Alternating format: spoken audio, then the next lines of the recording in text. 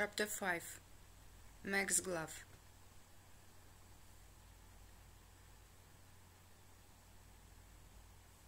Beth did not get better. She was ill with a high fever for weeks.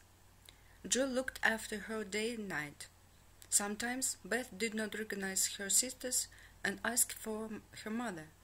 Meg and Joe were worried. They wanted to write to their mother and tell her, but Hannah said, "No, don't write to her about this. Your father is ill too. Beth will get better."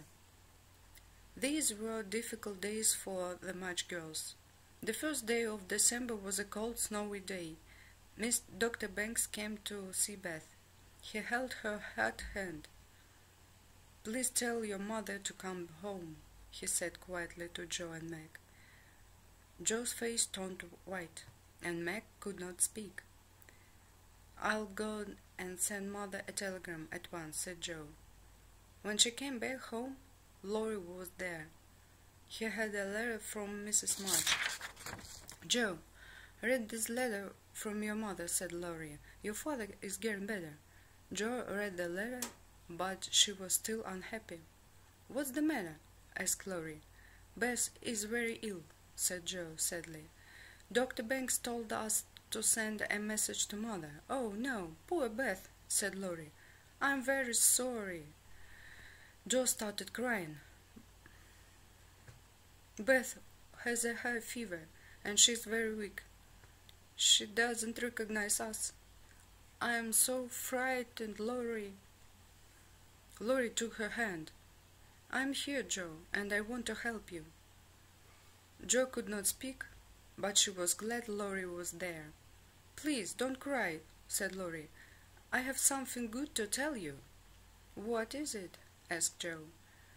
"I sent a telegram to your mother yesterday, and she'll be here late tonight.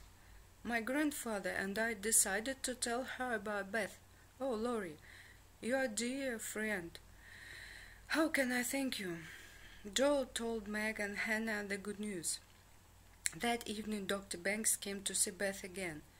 He examined her carefully. "How is she?" asked Joe.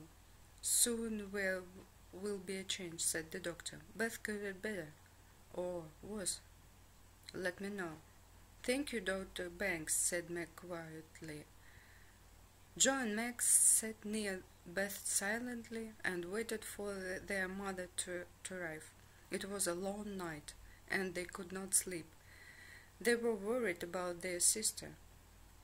At 1 o'clock in the morning, Laurie went to the train station to meet Mrs. March. At 2 o'clock, Joe went to look outside the window. She heard a movement by the bed and turned around quickly. She immediately saw a strange look on Meg's face. "Oh no," Joe thought. "Beth's dead, and Meg's afraid to tell me." Hannah came into the room.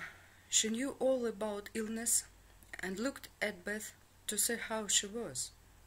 "Girls, she's better. She doesn't have a fever, and she's sleeping quietly." "I can't believe this is true," whispered Meg. "I can't either," whispered Joe. They were very happy. It was now early morning, and Joe heard a noise at the door. "Girls, she is here," said Laurie. Their mother walked in and handed her daughters. "Your father is feeling better and sent his love," said Mrs. March to her daughters. "I have so much to tell you." When Beth woke up, she saw her mother's loving face. She was very weak and could not speak. She kissed her mother and fell asleep again. That evening, Meg wrote a letter to her father. Joe went to Beth's room and stayed with her mother. "I want to tell you something, Mother," said Joe. "About Meg?" asked her mother. "Yes. How did you know?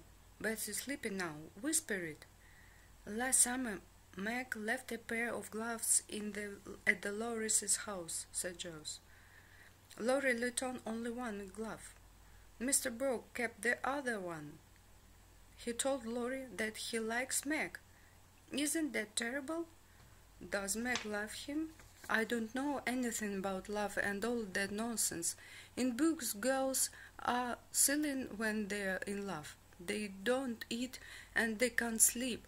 But Meg eats, drinks and sleeps normally. Well, perhaps she doesn't like John, said her mother. Who? Asked Joe. Mr. Brooke. I call him John now because he was very kind to me and your father. He's looking after him now, you know. He told us he loves Meg and wants to marry her, but she is too young. She is only 17. We don't want her to marry until she is 20. John John come and visit us, and they can go out together, but they must wait before they marry. You like him, don't you? Asked Joe. She looked at her mother. Oh, no. He'll take Meg away, and I'll lose my best friend. Love? Marriage? What nonsense! Mrs. Mudge laughed quietly.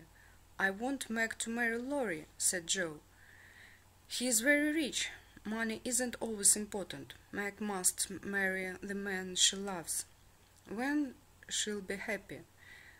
Just then Meg came into the room with the letter for her father. Mrs. Mudge read it. A lovely letter, Meg. Please write that I send my love to John, too. Do you call him John? Asked Meg, with a smile. Yes. He is a very kind young man, said Mrs. Mudge. Oh, good, said Meg. Well, good night, mother. Meg left, and her mother thought, she doesn't love John now, but she will soon. Thank you.